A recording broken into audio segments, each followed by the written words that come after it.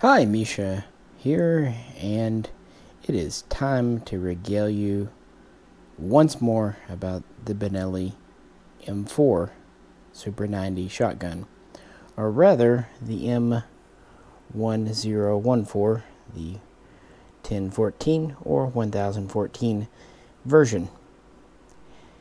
And I'm going to be honest with you, I didn't realize they were still making these as of 2021. But this was the same exact model I first put hands on way back in 2002, 2003. I remember it was definitely still during the assault weapons ban. And the part number hasn't changed. And for better or worse, really neither has the gun. It is part number 11701. And in this video, we're going to talk about what this is and how it's different from other part numbers, and yeah, just go into that a bit, kind of the pros and cons of this version versus the M4 Tactical or M4 LE. And as you see, it comes in the standard Benelli box, manual, oiler, and frankly not much else. So with that, we'll get into it.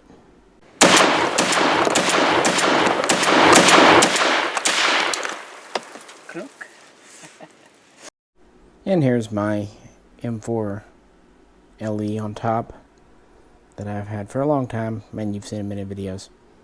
Just as a brief recap, for those that don't know, the M4 started way back in 1998, and it was developed by Benelli of Italy. At that time, HK was the kind of person in the U.S. that dealt with their stuff over here.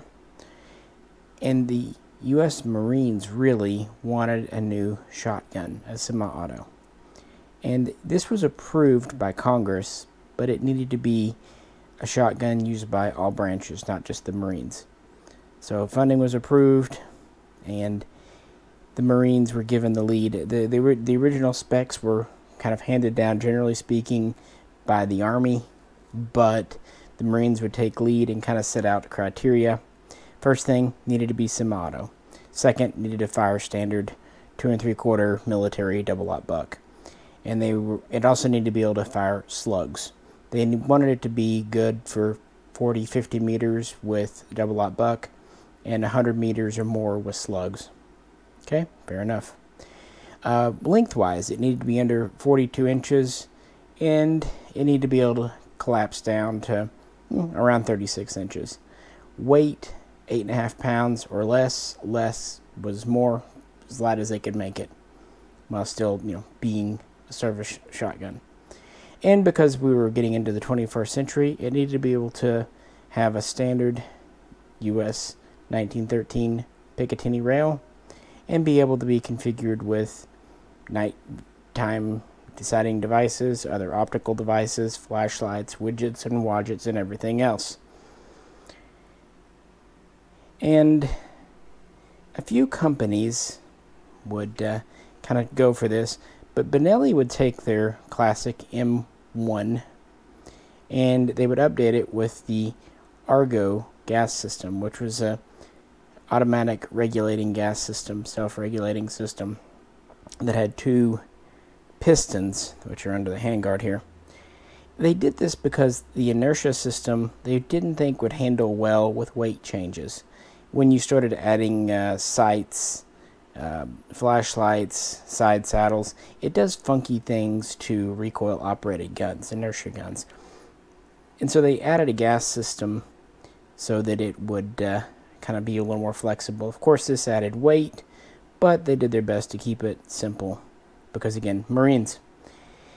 They delivered the first M4 prototypes in May of 1998.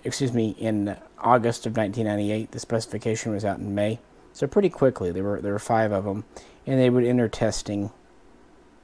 And then in 1999, I think it was around April, so about a year after things kind of got started, the Benelli M4 would be selected. At this time, it would be known as the XM M1014 while it was undergoing testing and going into production, and then it would be changed to M1014 once it was in full rate production. And again, the Marines were kind of the first to show interest. They ordered 20,000, but they've had several purchase orders since. The other branches, they officially adopted it too. It was known as the JSCS, the Joint Services Combat Shotgun, but this was really for the Marines. And it was never meant to replace pump actions, like say the Remington 870 or the Mossberg 500-590A1, more to supplement them for when it was needed. And Benelli definitely delivered what they were looking for. Is this a good place? Yep, good.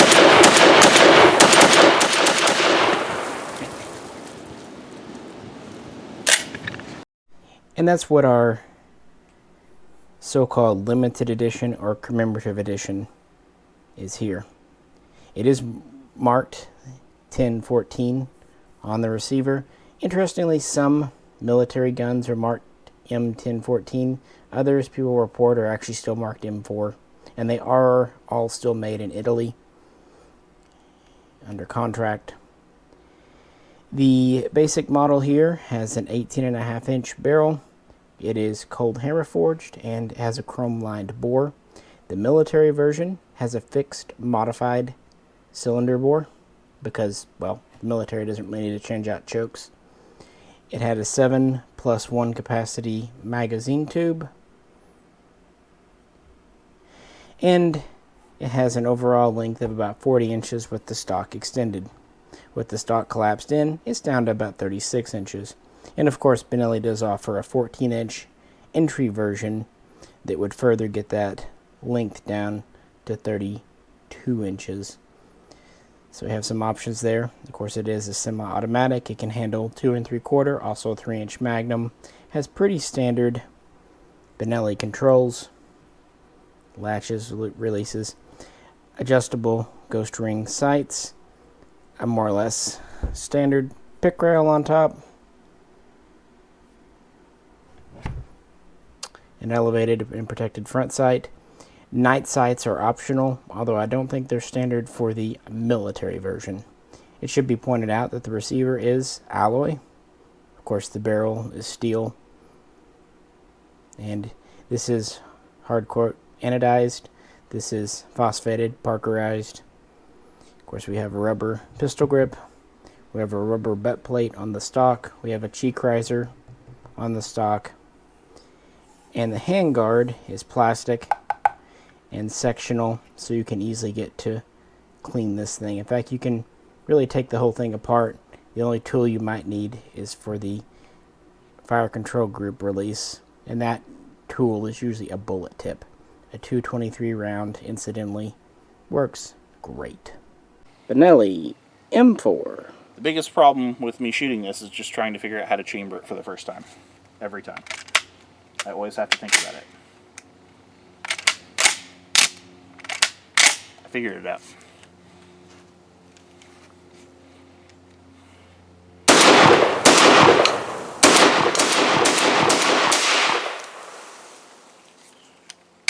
Clear.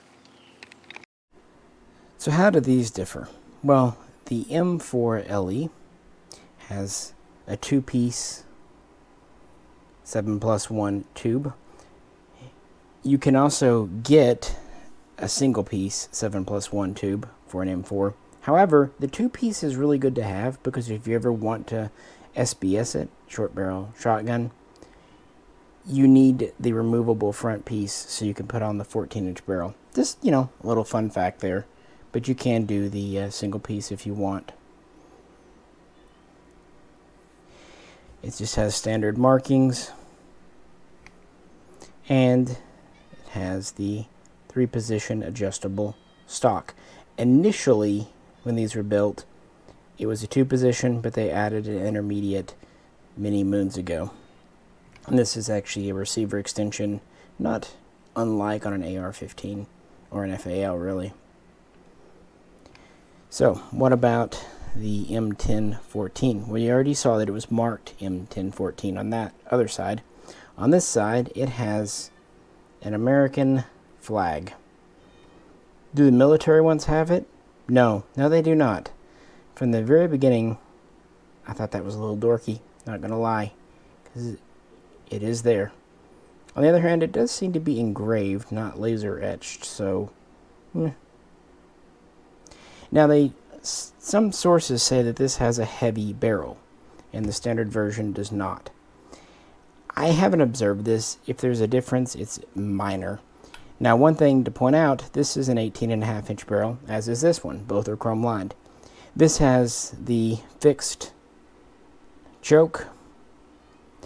The M4s, be they the tacticals or the LEs, have Benelli's standard screw-in, so, interchangeable choke systems.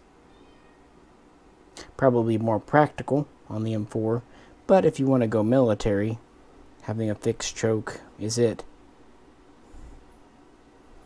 Of course, they both have ambidextrous sling swivels. This can rotate to either side or down, and the rear swivel is here on the stock. One thing to point out, older M4s had a alloy trigger guard.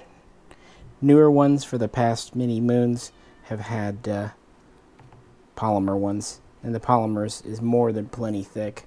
Notice it's been thickened up here. And as far as I know, the militaries are polymer now too. Kind of like with the Beretta M9, how the newer ones have the polymer trigger guard. So with that, what are the downsides to this gun? Well, there are two. One major, one minor. Oh, and I've been dang it. You're good? Benelli M4.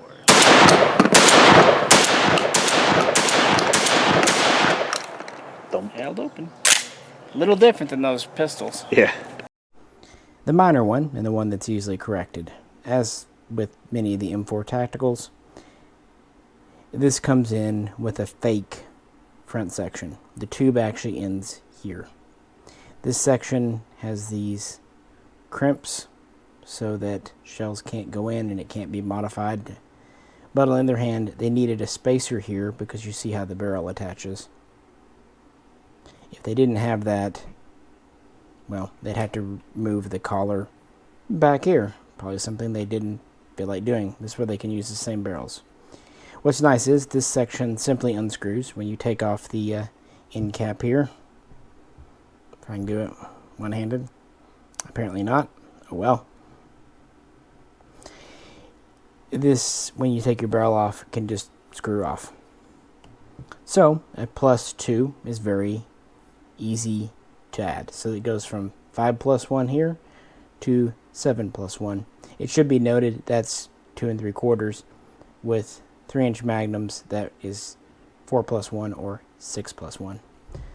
And see, this one up here has the extension. And again, you could actually remove the entire tube if you want, but that's easier, frankly. But the bigger issue, the buttstock. Actually, the buttstock is the same on both of these, as is the pistol grip. The difference is the receiver extension, the tube. Notice how this one has lines in it, and this one does not. It is smooth. Those are, of course, for the adjustments. Rotate it in. There we have, of course, all the way in, nice and compact. Like I said, we have a total, of course, all the way out, and then there's a midpoint we can do if we so desire, right there. Now, initially, they did not have that, but it was added. So what's the problem? Well, with this one, when we push the button, it will rotate. It'll even go in a minute and then stop here. That's it. That's because this is the disassembly notch. I can get it off.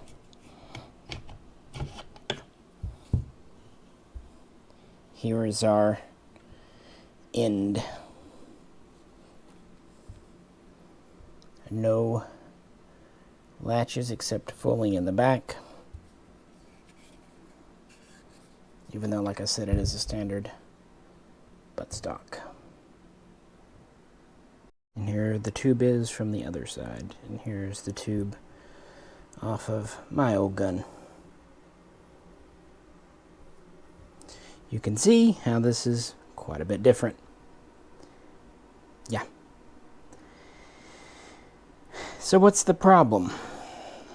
Well, if you want to put a buttstock on that actually collapses, you have to remove this section, this extension. Okay, you might think that's easy. It is in fact screwed in to the receiver. It's also screwed into an alloy receiver, and it's Loctite it in. So if you don't know what you're doing, you can very easily mangle your receiver. So professional gunsmith needed. Okay, great. You can, although right now they're kind of in a drought, find buttstock kits for the M4. But they literally consist of this pistol grip section and this here buttstock.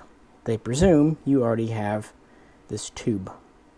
Meaning if you need the extension, the tube, that's a whole other rare part to go looking for.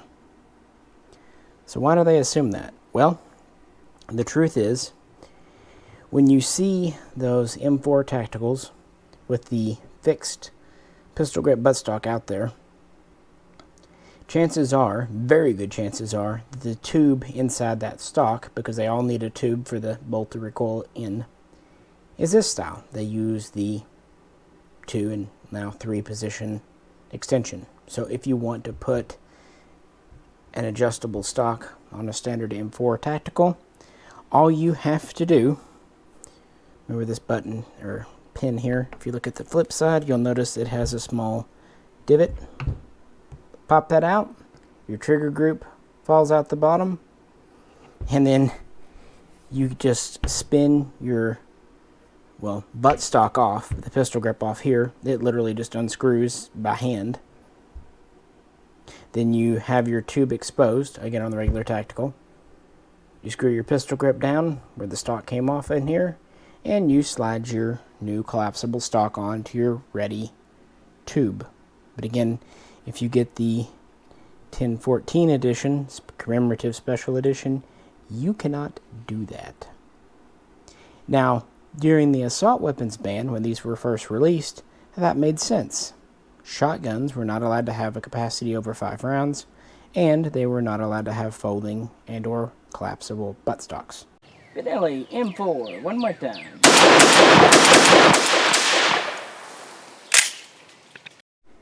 However, since September of 2004, it has been perfectly legal to have more than 5 rounds in a shotgun and to have fun buttstocks. So why is Benelli not doing that? Now some people might say, because it's an import. You are correct. The 1989 import ban restrictions made a lot of those features no-no, meaning the guns can't come in with them. But once in the USA, they can have them. This is clearly seen with the Russian Vepr 12s. Some might also point out 922R. And to that I have 3 characters as a response. H2O. No, not the terrible Halloween sequel, but the Benelli M4 H2O. A version they occasionally do in kind of silver gray that has the single piece 7+1 tube and a working 3-position buttstock. So if they do that configuration for the H2O model, since the sunset of the assault weapons ban, why not do it for the M1014? And whatever 922R parts they're using in the H2O, use them in this. If they're willing to do it for one, why not the other? There's no reason. And they also do, of course, the M4 law enforcement, but those are a different situation. So there you have it, really. What the M1014 Limited Commemorative Edition gets you. It gets you the name on the side. It gets you an American flag.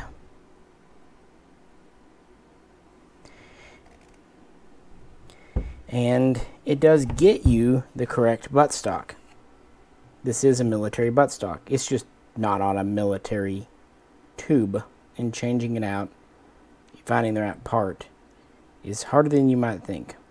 Now, some people might want to machine it. Theoretically, if you had a CNC machine with precision, you could probably do this. More likely, though, if you try it in the garage, you'll just bugger up your extension. Again, the 5+1 capacity, that's no big deal. Extensions, either factory, Benelli, or from aftermarket, they're everywhere, and they're literally just a tube. So that's easy. And one neat thing, it does have the single-piece barrel, we'll call it, without screw-in chokes. I do actually like that, even though, yeah, having interchangeable chokes is more practical. It is neat to have the fixed choked barrel version, just for the whole, hey, that's what the military wanted type thing. And that's kind of the reason to have this. If you want an M4 for practical purposes, you'll get an M4 Tactical or an M4 LE. But if you're a military collector and just like limited edition guns, you might go for this. And the price isn't really that much higher at all, so that's good. They're really not much more than a standard M4, so it's not like they're doing a Colt on us where they're doubling the price. And if you happen to get an extension, or some company later makes them, if you did that, it'd be pretty cool. And of course, it's as good of a shotgun. It has military internals, all the special corrosion resistant stuff, all the smoothness and reliability of a Benelli, all the good stuff. This is really a very fine shotgun. It's just maybe a little heavy and a lot expensive, but it's a buy once, cry once thing. And since these 11701s just came in, and I did not even know they were still making them, I thought, why not do a little video? Because this, as I said at the beginning, is the exact configuration of Benelli M4 that was put into my hands almost 20 years ago, and it made me want the gun. And I remember even back then I asked the guy if the stock worked, and he just did this. He goes, it does this, and I thought, even then, of course I didn't realize that was for disassembly at the time because it was in a store. I thought, what the hell is the point of that? But I will say that it has the look, and back in the assault weapons ban, that's what we had to do. Even with like standard AR-15s, M4s, people were doing fixed collapsible buttstocks. That's kind of what, and the same thing goes with like AK folders. They were doing fixed folding stocks to have the right look. So this was kind of par for the course in 2003, but Benelli really should consider making this a working stock. The extension, whatever, but that would be neat. So what do you think? Do you like the M1014 marking? Do you like the American flag? Maybe I'm totally wrong and off base. Maybe the American flag is awesome. Let me know. I do know that in general the M4 is awesome. But then again, Benelli just builds really good stuff. As always, if you could, please like, share, and subscribe. And if you'd like to help support the channel, please check out the link to our Patreon page. This is Misha, and we'll catch you very soon. Next time.